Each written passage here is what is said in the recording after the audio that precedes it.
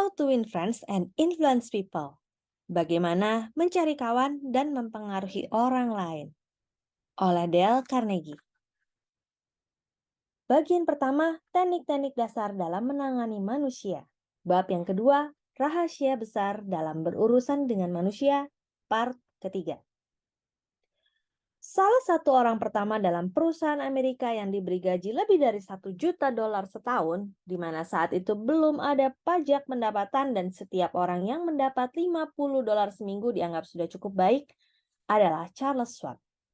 Dia dipilih oleh Andrew Carnegie untuk menjadi presiden pertama perusahaan baja Amerika yang baru dibangun pada tahun 1921 ketika ia masih berusia 38 tahun. Mengapa Andrew Carnegie membayar $1 juta tiap tahun atau lebih dari $3.000 sehari kepadanya? Karena ia seorang jenius? Bukan. Karena ia lebih banyak tahu tentang rekayasa baja dibandingkan dengan orang lain? Bukan juga. Ia mengatakannya sendiri kepada saya bahwa dia mempunyai banyak orang yang bekerja untuknya dan mereka tahu lebih banyak tentang rekayasa baja daripada dirinya. Ia menceritakan bahwa dia dibayar dengan gaji sebesar ini sebagian besar adalah karena kemampuannya dalam berhubungan dengan manusia. Saya tanyakan kepadanya bagaimana dia melakukan ini. Inilah rahasianya yang dia sampaikan sendiri dengan kata-katanya. Kata-kata yang harus diberi bingkai abadi dan digantung pada dinding setiap rumah, sekolah, toko, dan kantor di muka bumi. Kata-kata yang harus diingat oleh anak-anak daripada mereka harus membuang waktu mengingat konjugasi kata kerja Latin atau jumlah curah hujan setiap tahun di Brasil. Kata-kata yang memiliki semua arti dan mengubah hidup Anda dan saya. Saya menganggap kemampuan saya dalam membangkitkan antusiasme pada orang lain adalah aset paling besar yang saya miliki. Dan cara saya mengembangkan hal terbaik dalam diri seseorang adalah dengan menghargai dan mendorong semangatnya, ujarnya. Tidak ada hal lain yang sangat membunuh ambisi seseorang selain kritik dari mereka yang merasa lebih tinggi. Saya tidak pernah mengkritik siapapun. Saya percaya dengan memberi insentif kepada seseorang di tempat kerja. Jadi, saya suka memberi penghargaan namun segan mencari kesalahan. Kalau saya menyukai sesuatu, saya sepenuh hati dalam penerimaan saya dan royal dalam memberi pujian. Itulah yang dilakukannya. Tapi apa yang rata-rata dilakukan orang? Tepat berlawanan dari itu. Kalau mereka tidak menyukai sesuatu, mereka menyalahkan bawahan mereka. Kalau mereka benar-benar menyukainya, mereka tidak mengatakan apa-apa. Seperti yang disampaikan pepatah lama ini. Sekali saya mengerjakan hal buruk, saya mendengarnya selamanya. 2 kali saya berbuat baik, saya tidak pernah mendengarnya. Dalam hubungan saya yang luas dengan kehidupan, bertemu dengan banyak orang besar di berbagai bagian dunia, saya belum pernah menemukan seseorang betapapun hebat atau berpengaruh posisinya yang mau berusaha lebih keras untuk memberi semangat persetujuan dibandingkan dengan yang akan mereka lakukan pada saat mengkritik. Hal itu, jelasnya, salah satu alasan dari sukses Andrew Carnegie. Carnegie menghargai rekan-rekannya di depan umum maupun secara pribadi. Carnegie ingin memberi penghargaan pada para pembantunya bahkan pada batu nisannya. Di batu nisannya dia meminta agar dituliskan begini.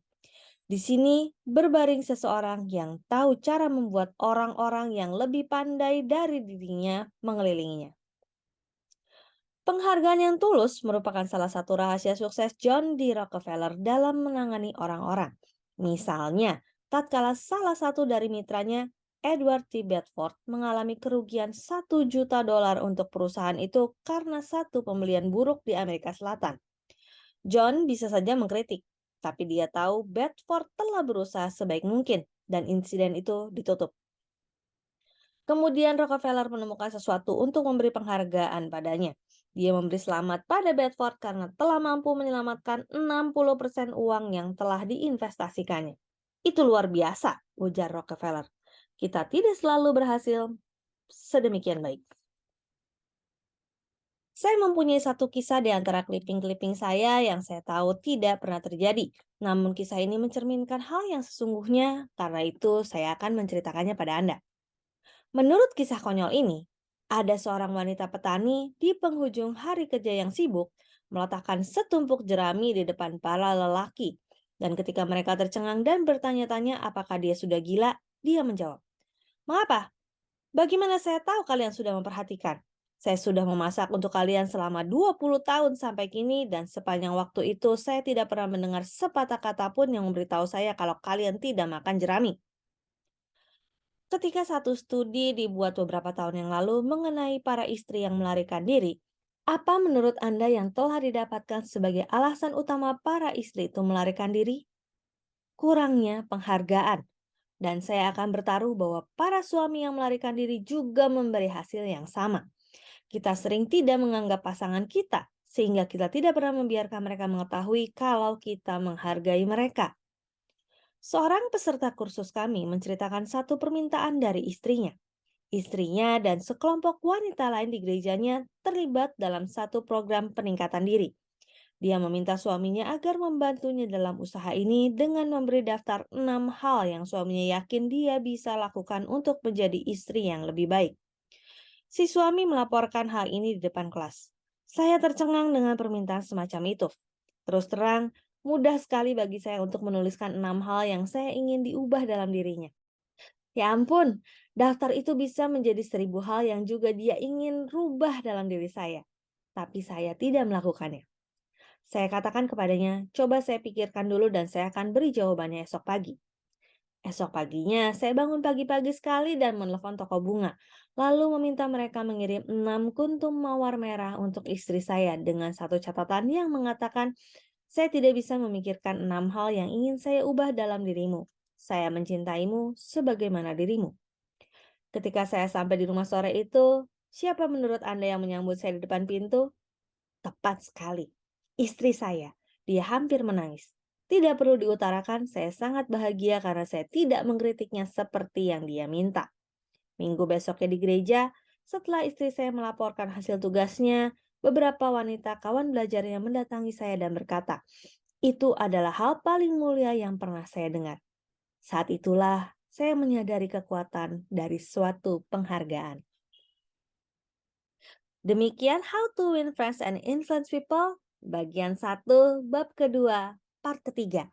Saya Roswita Anggraini, sampai jumpa di part selanjutnya. Terima kasih.